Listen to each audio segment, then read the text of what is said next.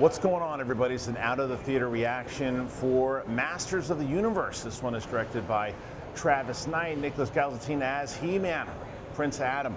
You got Idris Elba in there, Alison Brie, Jared Leto as Skeletor. And again, this is just my out of the theater reaction. I can't give a full non-spoiler review yet until the embargo drops, so I'm just going to tell you my thoughts kind of coming out of it. So if you're brand new to my channel, you never seen me before, you just kind of stumbled upon to see this. I have a history of this movie. I kind of almost got this movie made years ago.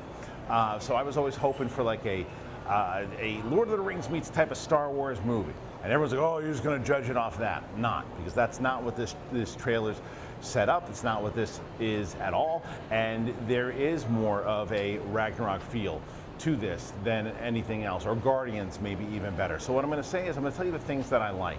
I like the swings that the movie takes. I like the fact that it really goes for it. You can tell that Travis Knight is a fan of Masters of the Universe. You can tell that he took that stuff and that love for it as a kid and he brought that to it. Eternia looks great. Jared Leto as Skeletor is fantastic. The look is good. Eternia looks good. The characters, the creatures, everything, the look and feel of it's great. The fights and the music, when it really kicks up, works. When Adam turns into He-Man, that stuff, the transition, all of that works. How powerful He-Man is, the mission, the lesson, and the things that he wants to do and bring to Eternia, that all works. So a lot of this really worked for me, and I really enjoyed the overall tone. And I think it really settles in the second half. That's the thing as far as the negative goes, is the first half of the movie.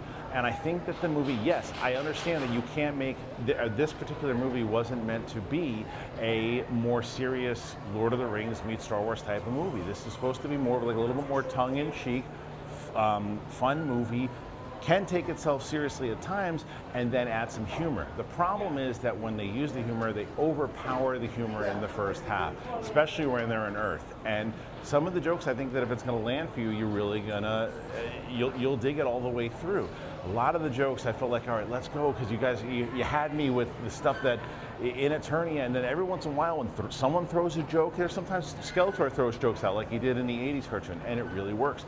There's other times that it's just like, you don't let anybody develop, because right when you're about to develop and get emotional, there's a joke. There's a joke, there's a joke, there's a joke. And that's for like the first half of the movie. Then it settles in, it allows you to develop into the characters a little bit more. I think Nicholas Galzatine does a good job of being He-Man, being Adam, and that's a little bit more what I'm going to get into in the non-spoiler review, the lore and other things, which is just, you know, the He-Man nerd in me.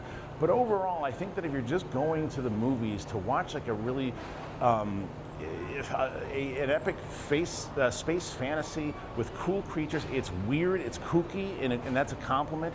And again, Travis Knight takes swings, but if it didn't have that jarring humor for the majority of the first half of it, I think I would have loved this movie. But I wound up liking it. And like, again, there's some times when I was just kind of rooting for, I was just kind of cheering in my seat and feeling like a little kid again watching some of these scenes. So the movie works. It definitely works, and with the tone of what Travis is doing, but you're either going to be all in on the humor and love it, or you're gonna feel the way I did in the first half, was just like, let's focus on the story, guys.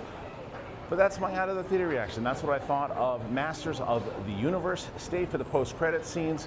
You want to check that out, especially if you're a fan of the overall He-Man mythology. So check it out, go see it. If you're brand new to the channel, you've never been here before, make sure you click like, comment, subscribe, do all that. We're trying to get to 300,000 subscribers by the end of the year. I got a couple of out of the theater reactions coming, scary movies coming up pretty soon. I got Disclosure Day coming all this week.